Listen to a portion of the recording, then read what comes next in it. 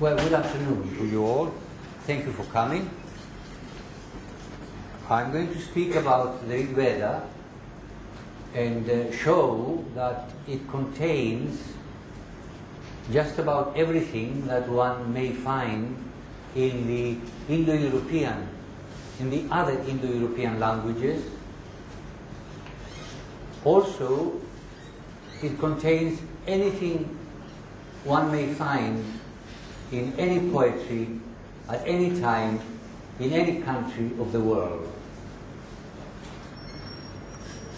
So I enjoy the Rigved immensely, and I hope you as Indians will also appreciate its beauty. But I would like to place this approach in a broader frame, the frame of Indo-Aryan indigenism.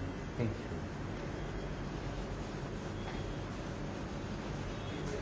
So I shall first delineate the notion of the Aryan invasion or immigration, as it is now called, theory, and then show that this doesn't really come up to the real facts, and we'll place the Rigved or the study, the approach of the Rigved in this framework. For the past more than 10 years, 12 years, I've been giving talks, lectures, I've been writing articles and papers in various learned journals, refuting the Aryan invasion or immigration theory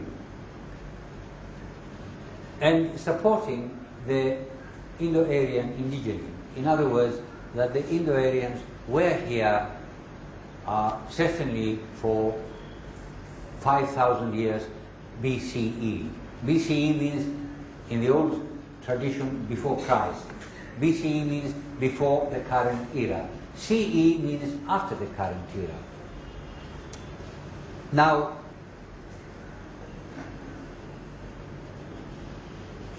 here you see the gist of the Indo-Aryan invasion immigration theory. It was invasion up until 1995.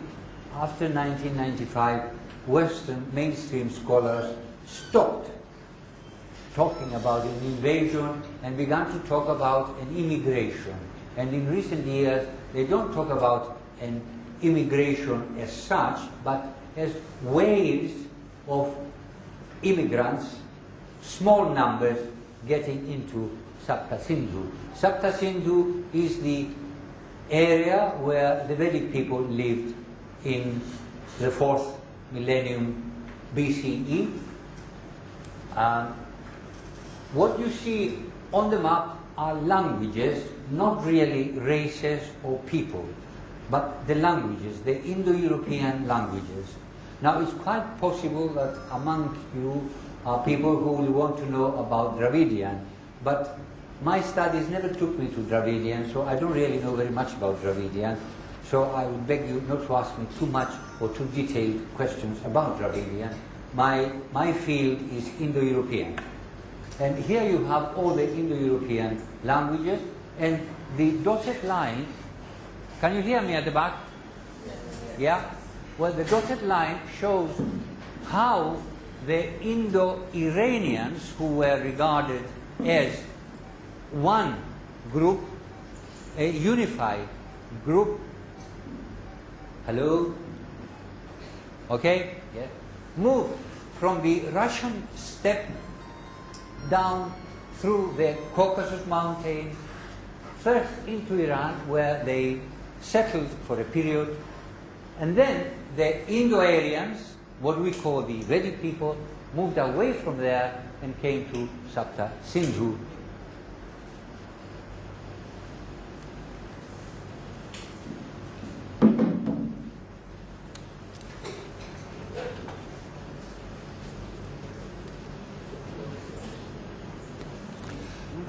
However, the very first thing that one will notice is that when one begins to study seriously these things, yeah, that's better.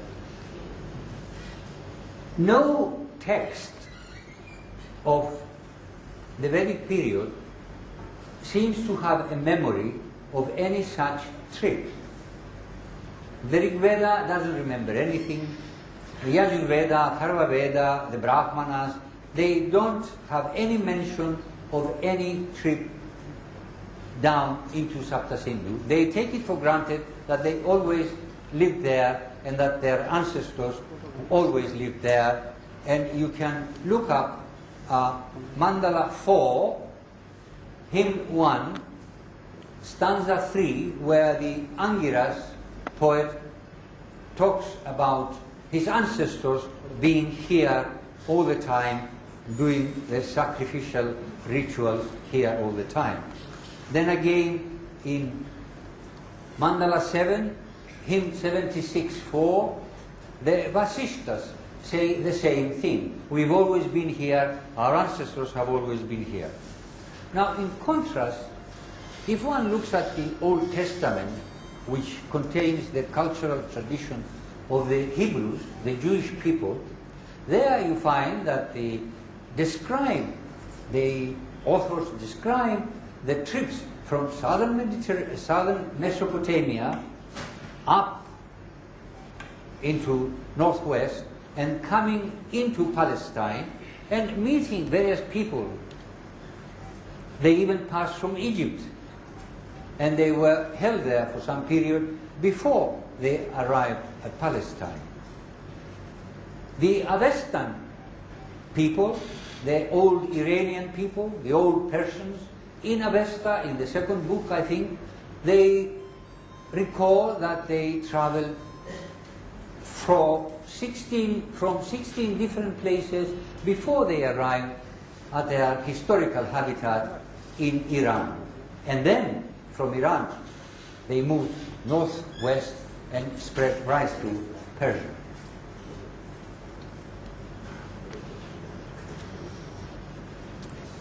Furthermore,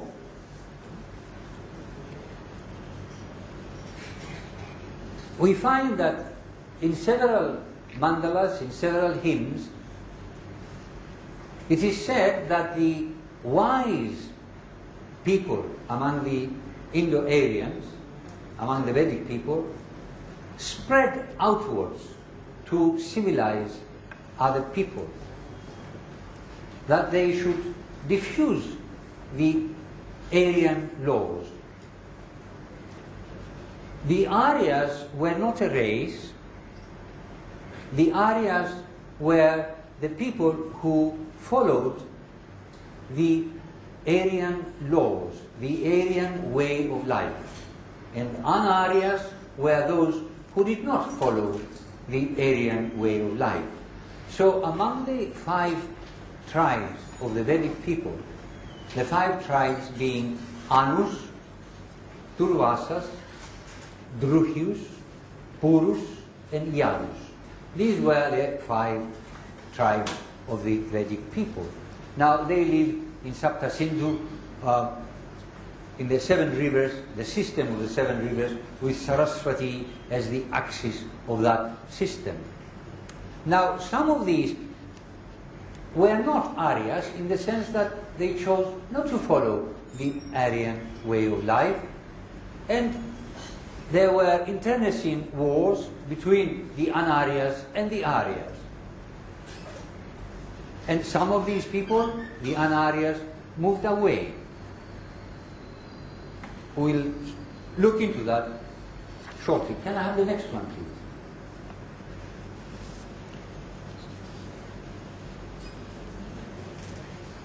Now, this is a hymn in the 6th mandala which describes in detail the river Saraswati as it flows down, and it describes it roaring away and rolling along, flooding and having large waves. And in the 9th stanza, it is said that she, Saraswati, has spread us all beyond the other seven sister rivers as the sun spreads out days. So, can I have the next one, please?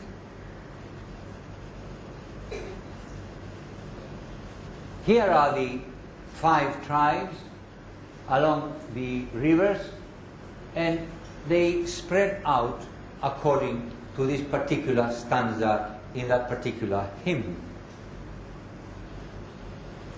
However, Western people ignore all this and insisted that not only did the Indo-Aryans come from outside, but they actually invaded with chariots and weapons the country that we call Sapta Sindhu and conquered it. Next one, please. And here are 2 views or 2 formulations of this idea, one by the linguist Emeno and the other by linguist Sanskritist Barrow. Please read it for just a minute so that I don't need to read it for you. Observe that Emeno is talking about a linguistic doctrine and about arguments. Now, historians speaking about historical events don't talk about doctrines and don't talk about arguments. They present facts. They present data. The same with Barrow, who was an excellent Sanskritist but an abominable historian.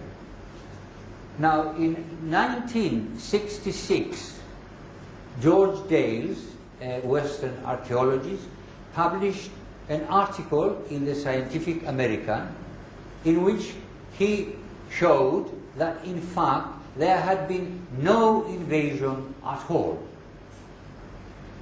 That in fact the corpses that they found, the skeletons that they found at various places in the Harappan cities, Mohenjo-daro, Kalibangan and so on, were in fact people who died naturally from natural causes, not from battles. And so the arrogance of these scholars was belied by archaeological facts. Now, this should have made linguists a little bit more humble and more careful in their formulations, but it didn't. They continued to claim that there was an invasion, and they continued this, as I said, up until 1995. Anthropological studies, archaeological studies, genetical studies show that in fact there had never been an influx of foreign people until 600 BCE. In the 6th century, indeed, begin influxes of foreign people, first with the Persians who came down and conquered Bactria and Gandhara. Then came Alexander with his Greeks who came into right up to the Indus. Then came the Shakas and the Pahlavas and so on. But up until 600 there is no evidence, no archaeologists find any evidence of entry, anthropologists do not find any evidence, and above all, geneticists find no evidence whatsoever. On the contrary, since 2003 and onwards, geneticists repeatedly have done researches into the DNA and the various other molecular presences in the human organism, and they find that there has been no inflow of foreign genes into the Indian subcontinent. So we can rest assured upon that. Can we have the next one, please? Here we have the summing up: archaeologists, anthropologists, genetic studies. Some aspects of linguistics also support indigenism, because consider that the whole of Sapta Sindhu was Sanskritized. The mountain called Himavat is a Sanskrit word. Hima means cold or snow, and Vat means having that.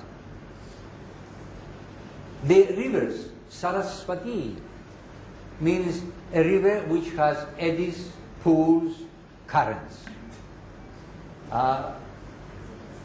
Purushni, Drishadvati, and so on. They are all Sanskrit names. So are the names Vishwamitra, it should have been long, Vishwamitra, Bharadwaja, Vasishtha, and so on. These are all Sanskrit names. Now, if the Indo-Aryans were coming in small waves of people, 100 people, 50 people, 200 people, how could they have Sanskritized all that area? Now, have you any idea how large Sapta Sindhu was in that time? If you take Germany and France together, that is the area. Very, very large area. So how did they Sanskritize the native population? Why would the native population abandon their own language and take on the language of the invaders or the immigrants? Especially if the immigrants come, drop by drop. It does not make any sense at all.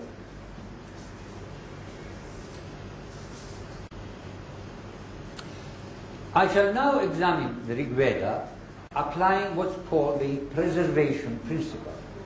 Because a language which preserves most from the parent language, a language among many other sister languages which presents most from the parent language, is entitled to be regarded as the language that stayed put and did not move much. Whereas the other languages who have lost much must have moved much in order to have lost much. Why?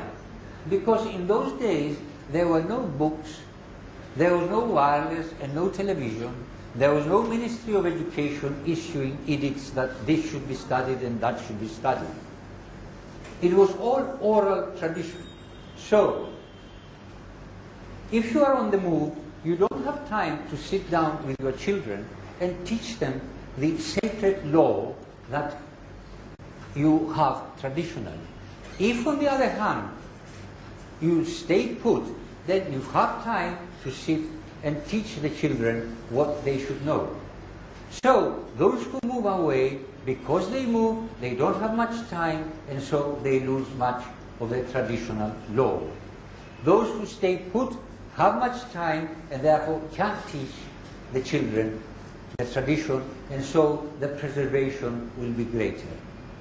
Do you follow me? Good. Next one, please. Now, here you have three theonyms. Theonyms means names of gods. Agni, Aryaman, and Dyaus. Now, the name Agni appears in Hittite as Agnis. Hittite is another Indo-European language. In Slavonic is also another Indo-European language, is Ogon. And then the word fire appears in Latin Ignis, Lithuanian Ugnis, Lettonian or Latvian Ugun, and they all mean fire. Even the Iranians, although they had lost the god of fire, Agni, yet they preserved a proper name, Dasht Agni. So Agni is there in Dasht Agni. Now, Hittite has Pahur.